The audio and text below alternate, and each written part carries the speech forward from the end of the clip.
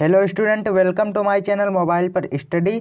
Student, class 10th और 12th वालों के लिए यह वीडियो बहुत ही ज़्यादा इम्पोर्टेंट है, क्योंकि यहाँ पर कुछ नए रूल लागू हुए हैं आपके 2024 में सरकार द्वारा आपके बोर्ड एग्ज़ाम को लेकर। क्योंकि उन्होंने अपनी ऑफिशियल वेबसाइट यानी कि यूपी बोर्ड की ऑफिशियल वेबसाइट यूपी एमएसपी पर यह जारी कर दिया है कि कोई छात्र यदि 2024 में ये गलतियाँ करता है तो उसे सीधा फेल कर दिया जाएगा। यानी कि यहाँ पर कि 2024 बोर्ड परीक्षा में ये सभी छात्र फेल होंगे जो कि ये गलतियाँ करेंगे, जो गलतियाँ मैं आपको आगे वीडियो में बताने वाला हूँ।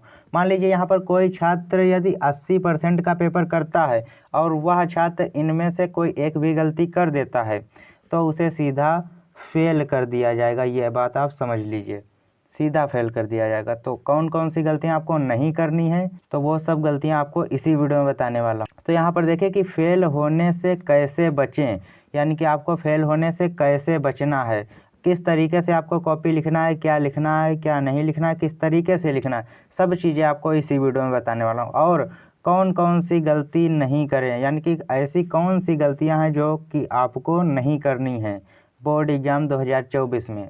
इसके बाद है कि न्यू रूल लागू 2024 में। कौन से न्यू रूल लागू हुए हैं आपके 2024 बोर्ड एग्जाम के लिए, तो वो सभी रूल आपको बताने वाला हूं। और वीडियो में अंत तक बने रहें दोस्तों, वीडियो आपको लास्ट तक ज़रूर देखना है, तभी आपको सब अच्छे से समझ आएगा। तो वीडियो अच्छी लगी तो वीडियो को लाइक ज़रूर से कर देना और चैनल को भी सब्सक्राइब कर लेना। तो चलिए देखते हैं कि कौन कौन सी गलतियाँ आपको बोर्ड एग्जाम में नहीं करनी है। तो सबसे पहले तो यहाँ पर आपको बताया गया है कि कॉपी में इंट्रोडक्शन ना लिखना। पहले क्या होता था कि जो भी यहाँ पर मैंने पॉइंट इतने लिए हैं, यदि इनमें से आप किसी एक पॉइंट को भी नहीं लिखते थे तो आपका जो रिजल्ट होता था वह पेंडिंग में डाल दिया जाता था। लेकिन अब क्या होगा, अब होगा कि यदि आप इसमें से किसी एक को भी नहीं लिखते हो तो आपको सीधे फेल कर दिया जाएगा। यह बात आप समझ लीजिए, कॉपी में इंट्रोडक्शन ना लिखना तो फेल कर दिया जाएगा आपको। सबसे पहला क्या है कि रोल नंबर, आपको अपनी कॉपी में रोल नंबर ज़रूर से भरना है, क्योंकि यदि आप अपनी कॉपी में रोल नंबर नहीं भरोगे तो एग्जामिनर किस आधार पर आपकी कॉपी चेक करेगा और कैसे पता चलेगा कि यह आपकी ही कॉपी है। तो आपको रोल नंबर ज़रूर से भर देना है, जिससे कि यह पता चल जाता है कि यह आपकी ही कॉपी है। तो रोल नंबर आपको ज़रूर से भरना है। इसके बाद क्या है कि पेपर कोड आपको ज़रूर से भरना है।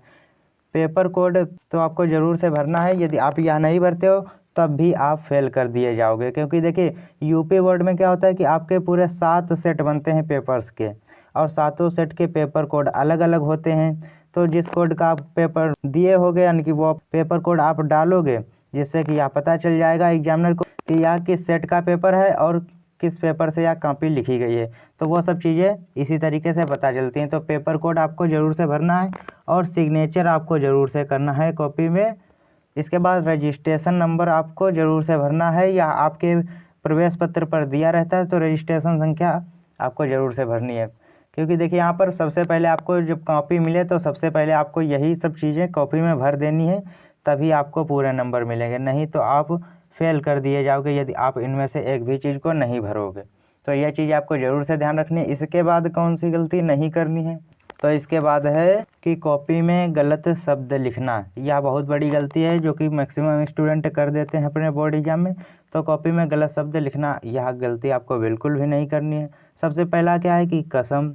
बहुत से बच्चे कसम लिख देते हैं कॉपी में, जैसे कि उन्हें कोई भी आंसर नहीं आ रहा है तो वो एग्जामिनर को लिख देते हैं कि भाई इसकी कसम उसकी कसम, तो ये एग्जामिनर के बारे में वो लिख देते हैं। तो ये आपको बिल्कुल भी नहीं लिखना है। क्योंकि होता क्या है कि कुछ स्टूडेंट ऐसा सोचते हैं कि यदि एग्जामिनर के बारे में हम यह चीज़ें लिख देंगे तो वो हमें नंबर दे देगा, लेकिन ऐसा नहीं होता है। वह आपको एक भी नंबर नहीं देगा बल्कि आपको फेल कर देगा। यदि आप यह लिखते हो तो आपको बिल्कुल भी निश्चित है कि फेल कर देगा, आपका एक भी नंबर नहीं ऐड होगा। इसके बाद क्या है कि गाली बहुत से लोग लिख देते हैं कॉपी में, और गाना लिख देते हैं। कुछ नहीं आ रहा है तो गाना ही लिख देते हैं। तो क्या इससे आपको नंबर मिल जाएगा? बिल्कुल भी नहीं मिलेगा इससे नंबर। क्योंकि यदि आपको कोई भी आंसर नहीं आ रहा है तो उसके बदले में आप दूसरा आंसर लिख सकते हो उसी टॉपिक से रिलेटेड, तब आपको नंबर मिल सकता है। इसके बाद बहुत से लोग शायरी यहाँ पर लिख देते हैं। तो इन सभी चीज़ों को आपके बोर्ड एग्जाम में नहीं लिखना है, बिल्कुल भी नहीं लिखना है, नहीं तो आप 100% फेल ही कर दिए जाओगे। तो ये चीज़ें आपको बिल्कुल भी नहीं लिखना है बोर्ड एग्जाम में। इसके बाद कौन सी गलतियाँ नहीं करनी है आपको वो देखते हैं। तो इसके बाद है कि कॉपी में रेड पेन का प्रयोग करना। कोई स्टूडेंट यदि रेड पेन का प्रयोग करता है तो उसे फेल कर दिया जाएगा, क्योंकि आपको लाल हरे पेन को बिल्कुल भी यूज नहीं करना है। यहाँ पर आपको नीले पेन से लिखना है, काले पेन से। काले पेन से आपको हेडिंग लिखनी है और प्रश्नोत्तर संख्या डालनी होती है, और नीले पेन से आपको आंसर लिखना होता है। और यहाँ पर लाल और हरा ये पेन तो आपको बिल्कुल यूज ही नहीं करनी है अपने बोर्ड एग्जाम में। तो यहाँ पर नीला और काला 2 पेन आपको यूज करने हैं अपने बोर्ड एग्जाम में, लाल हरा पेन बिल्कुल भी ना यूज करें। तो यह गलती हो गई एक आपकी, जो कि आपको नहीं करनी है। लाल हरे पेन से बिल्कुल भी नहीं लिखना है। इसके बाद क्या है यहाँ पर कि कॉपी में गलत उत्तर लिखना। बहुत से बच्चे कॉपी में गलत उत्तर लिख देते हैं। कोई क्वेश्चन का उत्तर नहीं आ रहा है तो उसमें गलत लिख देते हैं। तो गलत आपको नहीं लिखना है। आपको लिखना क्या है, उसी टॉपिक से रिलेटेड लिख देना है। मान लीजिए यहाँ पर कुछ आपका क्वेश्चन आ गया कि विद्युत धारा से रिलेटेड, विद्युत धारा से रिलेटेड आ गया, यानी कि विद्युत धारा के बारे में आपको बताना है आंसर में। और आप वहाँ पर लिख दे रहे हो कि प्रकाश का परावर्तन, प्रकाश का परावर्तन।